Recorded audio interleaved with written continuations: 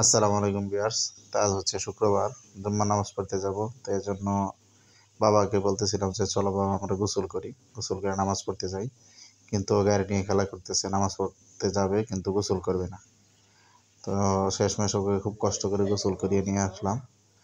ও শীতের দিন একেবারে গোসল করতে চায় না, আর গরমের দিন হচ্ছে গোসলখানা থেকে বের হয় না, এই হচ্ছে অবস্থা। তো ওকে গোসল করিয়ে দেওয়ার পর ওর আম্মু ওকে রেডি করে দিছে।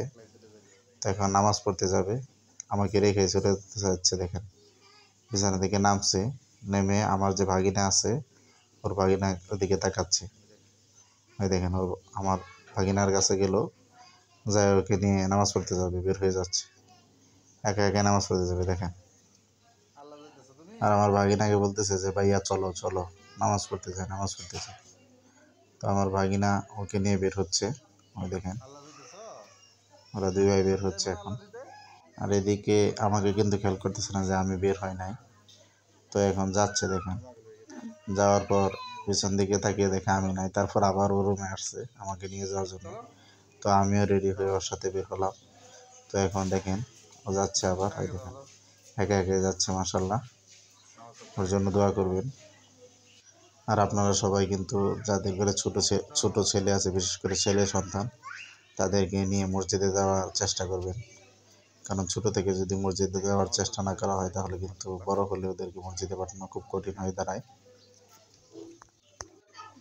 তো দেখেন আমার ছেলে যাচ্ছে, এই দেখেন। তো একে নিয়ে এখন আমিও নামাজ পড়তে যাচ্ছি। আমার ছেলের জন্য দোয়া করবেন।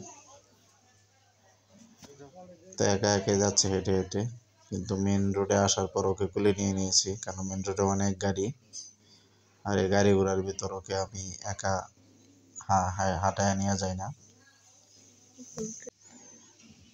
ও বলতেছে যে বাবা নামাজ পড়তে যাই, নামাজ পড়তে যাই। তো ওকে নিয়ে নামাজ পড়তে যাচ্ছি, মসজিদটাও কাছেই। তো ওকে নিয়ে যাচ্ছি, মসজিদে বয়ান শুরু হয়ে গেছে।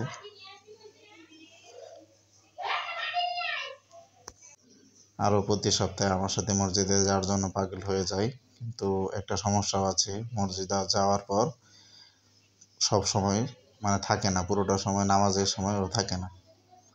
তো এই হচ্ছে মসজিদের রাস্তা। ওই দেখুন মসজিদের কাজ চলতেছে, 3 তলা হবে মসজিদটা, তো 2 তলা পর্যন্ত করা হয়েছে, বাকিটা কাজ এখনো হয় নাই। তো মসজিদে ভিতরে চলে আসছি, তো ওকে নিয়ে বসছি, দেখে কি করে, নামাজ পড়তে দেয় কিনা। ওই দেখুন মসজিদের ভিতরটা দেখুন, মসজিদটা একেবারে ভরে গেছে।